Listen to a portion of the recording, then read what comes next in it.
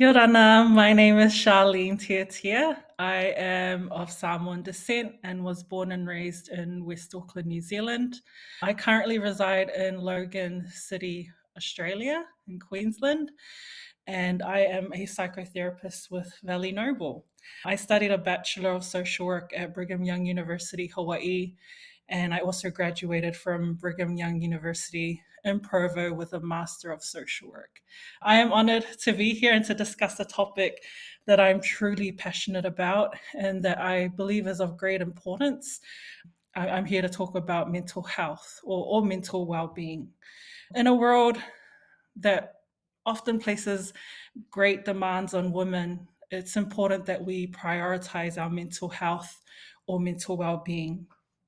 This topic isn't one that we speak about often in our Polynesian culture or in any Indonesian culture. And so I can only imagine for those of you who are joining us today at the conference, just how out of place you may feel with us talking about this topic. What I wanted to touch on was just some basic things that we need to know about what mental health is and how we can possibly manage mental health in our everyday lives. Mental health is such a huge topic, so we won't be able to cover all of it in the short amount of time that we're given.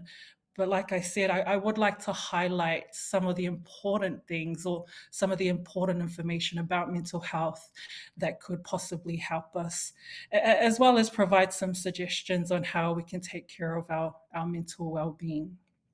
The reality is that every single person on this earth has mental health. Okay, so mental health is a necessary part of our overall well being.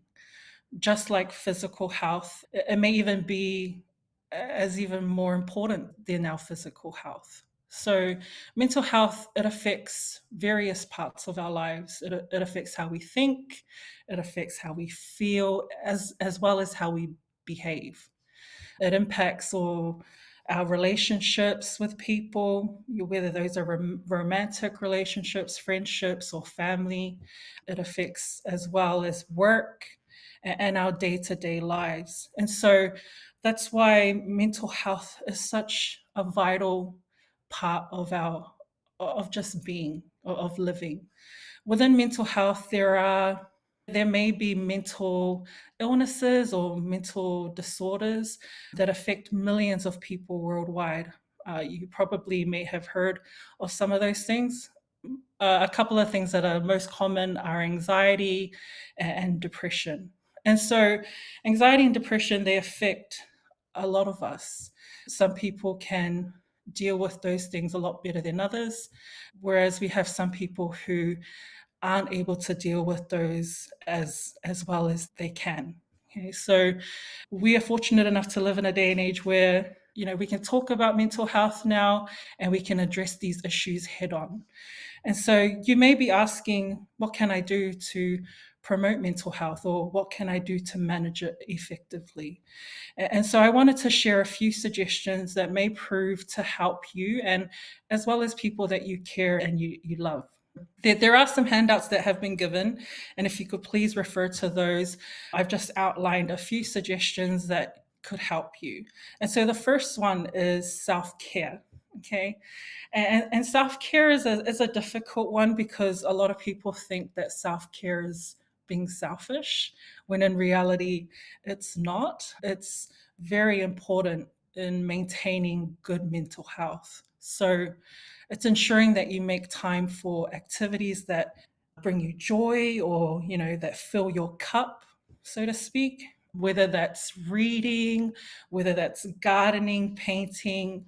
I know some people that enjoy going out for walks or going on hikes, going to the beach. So it's ensuring that you get enough of these activities that bring you joy, as well as getting enough sleep, eating healthy, which I know can be a difficult one for us, but exercising regularly as well. And these factors, they greatly influence and impact our mental well-being. The second one is connection. And, for us as Polynesians, this one is easier for most of us. It may be difficult for some of us as well, but it's building and maintaining meaningful relationships. Connection is really important in that when we are surrounded by supportive friends or family who understand and respect us, it boosts our emotional and our mental well-being, and it fulfills emotional needs that we have. There is a saying that I often, and I forget who said it exactly, but it's the idea that the opposite of depression isn't happiness, but it's connection. And as human beings, we need to be able to connect with people. Isolating ourselves won't help us, it won't help our mental health, and it won't boost our emotional well being as well. And having that connection, sharing your thoughts and feelings with loved ones, and not being afraid to seek help when you need it. And the third one on that handout is mindfulness and meditation. And so, practices like mindfulness and meditation can help us stay grounded. It helps us focus on the present moment, or the here and now, is what we call it in therapy. And so, these techniques have been proven to reduce stress and anxiety. It's proven to boost or improve emotional regulation, as well as enhancing your overall mental well being. And so, you know, considering to incorporate mindfulness and meditation in your daily routine is something to think about. Also, on that handout, we have seeking professional help. I know sometimes as Polynesians, we tend to have a lot of pride in not reaching out for help. But as a professional myself, I think it's really important to be able to feel that you can reach out for help when needed. Sometimes talking to friends or talking to loved ones isn't enough to help us. And so it's trying to normalize that if you are finding that you are struggling with persistent mental health issues, that you shouldn't hesitate to seek professional help. That there are therapists, there are counselors and psychiatrists that can provide guidance. They can help support you, and as well as give you therapeutic techniques to help with the specific needs that you have. We also have on that handout emotional awareness. So it's being able to recognize the emotions that you are feeling and validating those emotions. That's really important for mental health. I know for us in our communities that when we do feel an emotion, we tend to kind of sweep it under the rug, or, oh, I'm not going to feel that. So I'm just going to keep, going through and not addressing it. It's really important that we recognize what it is that we're feeling, and that it's okay to feel.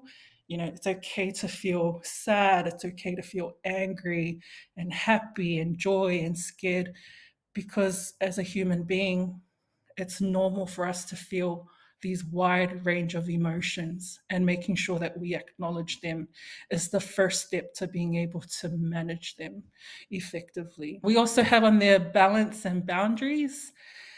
This is also a difficult one for our people. So it's, being able to create healthy balance in our life and making sure that we set boundaries. I know our people are very much a giving people. So we love to serve and we love to help it. And those are amazing things.